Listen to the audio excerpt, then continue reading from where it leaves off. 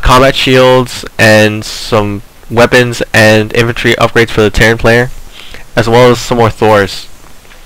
Okay, we have Mutalisks being produced, we have Infestors now on the field. So it looks like the Terran player is going to go, or the Zerg player, like I said, is going to go from Muta, Infestor, and Zergling or Bangling, depending on whichever way he wants to go. The Banglings just gives him sort of this flexibility to sort of choose where he wants to go. So these medvacs are moving out. It looks like they are going to try to drop over here on this base, on this side. Yes, he is. And it looks like the Zerg player is not going to be able to see it, but he should be in pretty good position to defend it. He does have a spine crawler back here, and he is getting, and his Zerglings are pretty fast, so he can pretty much maneuver around any way he needs to. So we do have some scouting going on for the Zerg player as well. Okay, we have a drop coming in. Let's see how much damage this drop does. It's going to be crucial how much damage this drop does. If it does a ton of damage to the mineral line, it's going to be huge. Now he's just taking out this Bangling's nest, which again, like I said before, the Zerg player doesn't really need it. He just needs, it just gives him a flexibility to do whatever he wants with it. Whether he wants to get Banglings or he wants to stick with the Infestors. Now see, watch this, the Infestors funnel growth, and there you go. Look at how it just chops down those Marines so much. Okay. And it just drains their energy. Now, see, that drop really didn't do anything at all. And this Queen's just going to take it out and clean it up. So, okay, I would really like to see, and I said I wouldn't say this, but I'd really like to see the Terran scout more. He really needs to be scouting, and he's not keeping ahead of it on his mules. On his mule count, he should be really keeping up. He has so much energy on these orbital commands that he should be really keeping up on his scouting. Maybe just throw a couple scans down, or a couple mules. I mean, he really needs to keep this energy down low. Okay, he is getting more upgrades, attack upgrades. Not so much armor. He has armor level 1. Okay, this Zerg is just throwing Zerglings in the front of the base here. Or a command center going down. He does see the command center. He should be seeing this command center, so he does know that the Terran player is going to be expanding again. And he does see the Thors on the field. Okay, so he probably is going to throw down that Neural Parasite upgrade pretty soon. Or he should at least.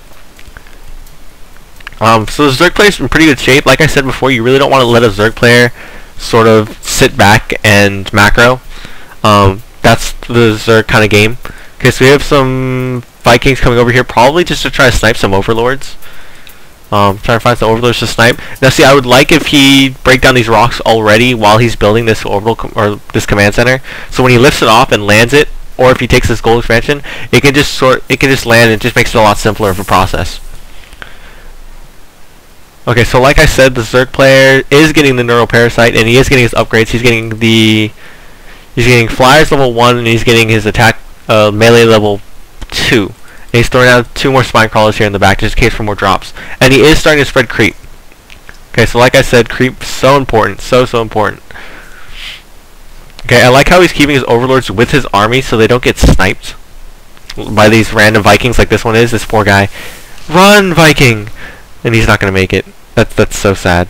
Anyway, so we do see a fusion core going down now. See, I don't really understand why this fusion core is going up. He already is committed to Thors, and he does have these vehicle upgrades, and now he's getting ship upgrades, these air upgrades, which I really just don't understand. If Thors are already such a high level unit that you really don't need any more, and Thors are so good against Mutalisk.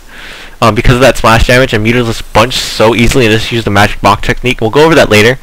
But he really doesn't need battlecruisers here, and I just don't understand why. He is starting to build battlecruisers. Personally, I don't like battlecruisers unless you see heavy units on the field, like Broodlords or Ultralisks on the field. That's when they really do their heavy damage. Not so much against Mutalisk. They are a very slow unit, and Mutalisks are just so fast.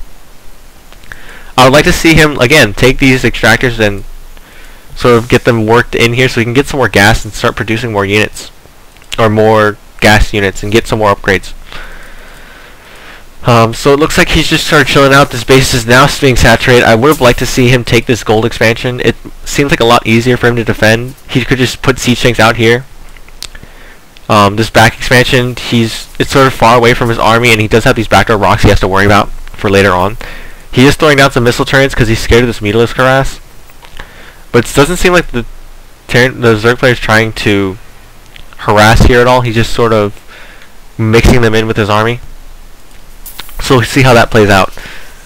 Now see, like I said before, this Neuroparasite is going to be extremely important when the big battle goes down, because he can steal these stores, he can steal these battle cruisers if they ever make it out of here alive. And again, I would love to see him throw down some more upgrade facilities. I mean, he is getting 2 high-level tech units, and to upgrade them both full, it's going to take a long time. The Zerg player did a good job by throwing down these double Evo chambers, and now this Spire is becoming a greater Spire, so we could see some Broodlords on the field. So the Zerg player is going to just be very active with these Zerglings, like I said. He should take down these back rocks, just sort of distract and get the Terran player moved out of his boxed-in position here, or maybe even just harass this space if the Terran player doesn't see it.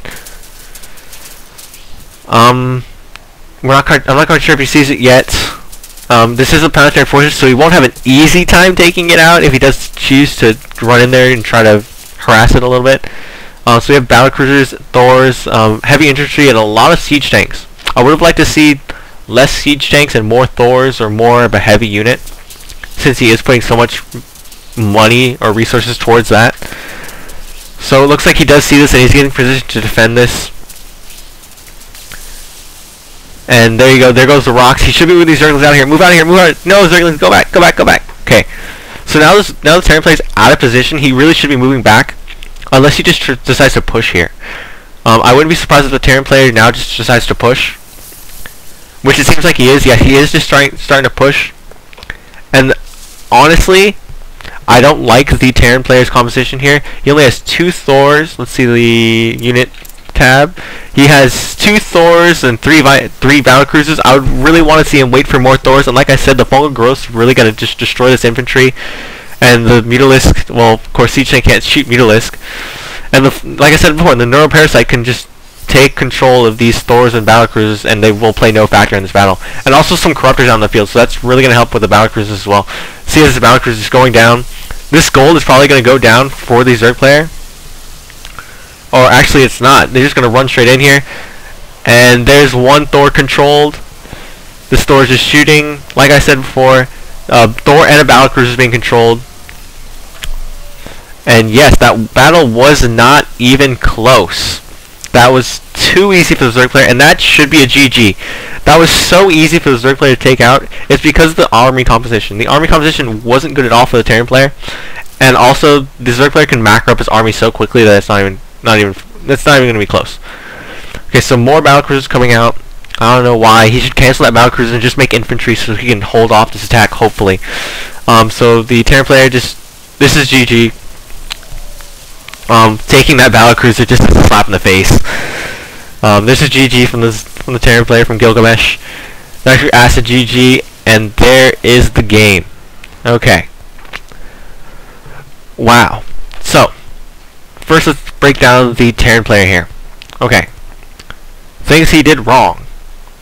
For one, I really would have liked to see him get more upgrade facilities. Maybe just 2 engineering bases. He certainly had the economy for it. He could have gotten these upgrades out a lot quicker. He's just now getting infantry levels 3. He should have 3-3 by the time that battle went down. And also, since he was I don't like that he went for Thors and battlecruisers at the same time. You really don't need both. I would have preferred to stick with Thors just because of the army composition with these smaller units, and they do that splash damage. I think battlecruisers do as well, but it's not as prominent as it is with Thors. And if he was going to go for both, he shouldn't have focused so much on his vehicle upgrades. He should have focused on his armor upgrades as well. He didn't get any armor upgrades. He was just pure attack upgrades. He should have gotten. Now I know you don't see this often, but I would have gotten 4 armories just so you can get max upgrades for both of those units, and that would have really turned the tide in that battle. Or maybe not, because there's so many infestors out on the field. He could have just neuroparasited them all anyway.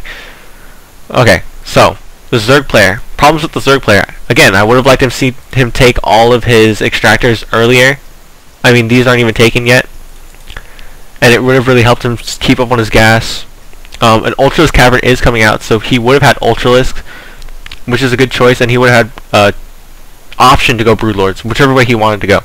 So he really had a flexibility to get whatever unit he wanted, whatever unit he needed for the situation. So it was a very well-rounded game for the Zerg player. I really can't critique him too hard because he did play a very solid game.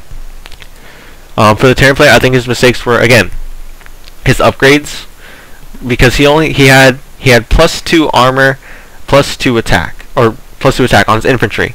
Okay, the Zerg player had, oh no, he had no armor. No wait, he had 1 armor for his infantry, 2 attack for his infantry.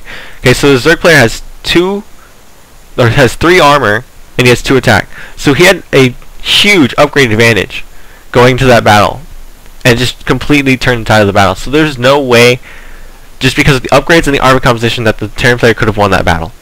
It doesn't matter position, it doesn't matter of anything. So yeah, that's the game.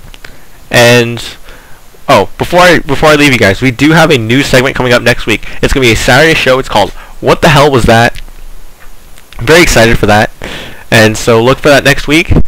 And we'll see you guys next time. Bye.